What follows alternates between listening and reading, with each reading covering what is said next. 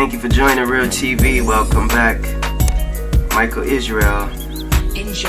And we're gonna go ahead and talk about. Oh, this is a nice beat, huh? By the way, this is by Fossil Productions. Thank you. Yeah. But we're just gonna go ahead and jump straight to it. We had a certain individual who watched the latest Get Out clip that I just made. Thank you for that, all the viewers. Thank you for the comments also.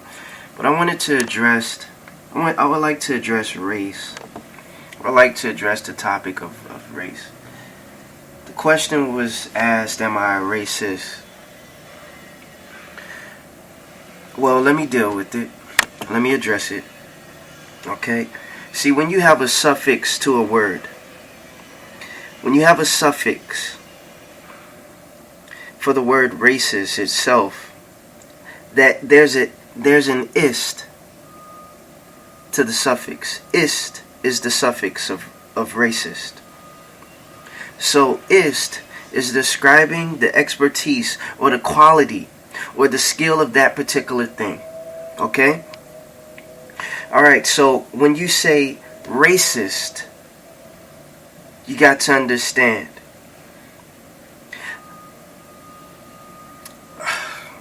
Okay. When you have the word scientist, or when you have the word violinist or racist or pianist, you are proficient in that what it is you do. So a scientist is proficient in science. A violinist is proficient in playing the violin. A pianist is proficient in playing the piano. So a racist, however, it does not necessarily mean that it has to be in a negative way. Okay, let me break it down, okay? Let me break it down. I love my race. I love my race. So, if I love my race, am I considered a racist for loving my race more than I love others? Loving it more than others, not loving it over others. You understand? More and over is two different things.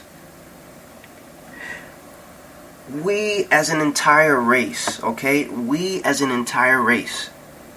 Not just the Moors, aka the blacks, okay? Not just the... Okay? We as an entire race have to understand that the black race has been considered and conditioned to hate their own race. Black people were taught to hate themselves. We could take it back to, we could take racism in this entire world back to 400 years, back to 1555 when they first put us on the slave ships. Back to that era, where we were chained and shackled and branded like animals and being fed slop, where we were lynched and we were hung and killed by the Ku Klux Klan. We could fast forward to this era where the Sandra Blands and Trayvon Martins, even we can fast forward it even more to where there's over 500 missing black women in DC right now as we speak. That's unaccounted for. In 2015, there was 1.5 million black men that went missing. Black people have been taught to hate themselves.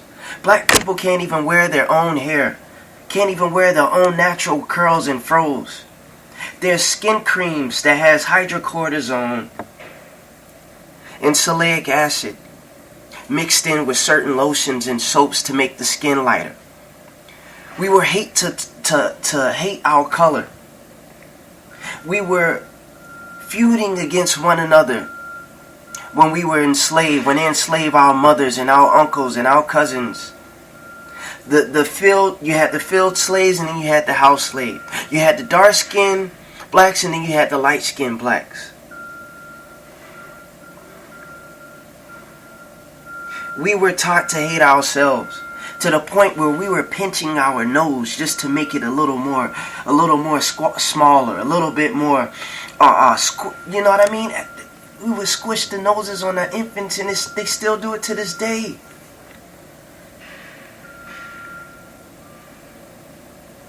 So why is it that in a time when the black race is under so much scrutiny, why is it a crime for someone that is black to love and to accept their race? Why is that? Any self-respecting Jewish person living today could answer the question very simply. If you were to ask him, who is Adolf Hitler to you? They would simply say a devil.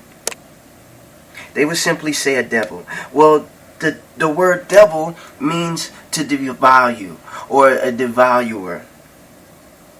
We could count back to 400 years of all the mistreatment that was given to the black people. Of course, during that era of Hitler, there was over 6 million Jews that were Jewish that were killed, etc. over a 4-year period. But just going into the topic of blacks, there's a record of the treatment that was given to the blacks on a span of time, where we were being branded like animals and etc. And to this day we're being killed. Even to this day we're considered 3/5 of a human being in the American Constitution. Now, may I ask you the question, is that an act of a human being or a devil? You answer the question. You answer the question. I love everyone. But is it wrong for me to love my race now? I didn't always love black people like I do. I always wanted to date outside of my race. Why? Because I was taught to. I mean, I was taught by the TV. I was taught by the guys in my neighborhood, you know, etc.